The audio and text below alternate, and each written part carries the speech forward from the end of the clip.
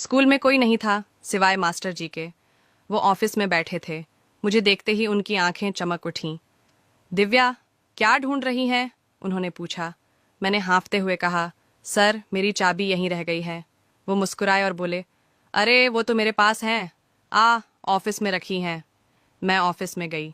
बारिश की वजह से मेरे कपड़े भीगे हुए थे और मेरे संतरे पूरी तरह नजर आ रहे थे। मेरा नाम दिव्या है। मैंने देर से पढ़ाई शुरू की थी, इसीलिए जब मैं हाई स्कूल में थी तब मेरी उम्र बाकी लड़कियों से ज्यादा थी। मेरी जवानी पूरी तरह खिल चुकी थी।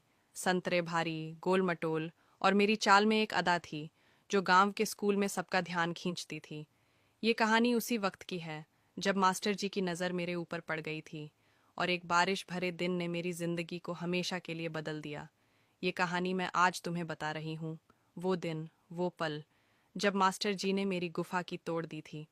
सर जी, जिनका नाम था रमेश सर, उम्र में मुझसे कहीं बड़े थे, लेकिन उनकी आंखों में एक अजीब सी चमक थी। वो हमेशा मुझे घूरते थे। मैं स्कूल में फ्रॉक पहनती थी और ब्रा नहीं पहनती थी, क्योंकि गांव में ये सब आम नहीं था। मेरे संतारे फ्रॉक के ऊपर से हिलते थे और मेरे गोटे साफ दिखाई देते थे।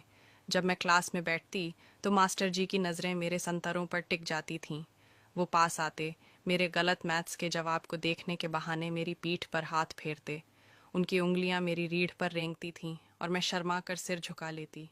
वो कहते, दिव्या इधर आना, तुझे समझाऊं।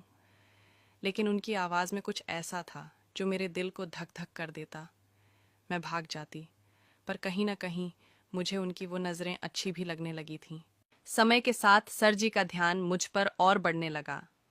वो अब खुलेआम मेरे को निहारते। कभी कभी क्लास के बाद मुझे रोक लेते, कहते, दिव्या तू बहुत होशियार है, थोड़ा और मेहनत कर। लेकिन उनकी बातों से ज्यादा उनकी आंखें बोलती थीं। एक बार तो मैंने देखा, वो मेरे सामने खड़े होकर अपने नाव के ऊपर से औजार को दबा रहे थे। मैं समझ गई थी कि वो क्या चाहते हैं, और सच कहूँ, मुझे भी अब वो सब अच्छा लगने लगा था। मैं उनकी तरफ देखकर मुस्कुराने लगी थी। कभी कभी जानबूझकर अपनी फ्रॉक को थोड़ा ऊपर खिसका देती ताकि मेरी नाव दिखे। मास्टर जी की सांसें तेज हो जाती थीं और मैं मन ही मन हंस पड़ती थी। एक शनिवार की बात है। मॉर्निंग क्लास थी और उस दिन बारिश का मौसम था। स्कूल खत्म होने के बाद अचानक तेज बारिश शुरू हो गई।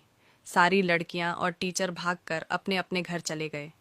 मैं भी घर पहुंच गई थी, लेकिन तभी याद आया कि मेरी घर की चाबी स्कूल में ही छूट गई थी। मम्मी पापा नानी के घर गए थे और वो देर रात तक लौटने वाले थे।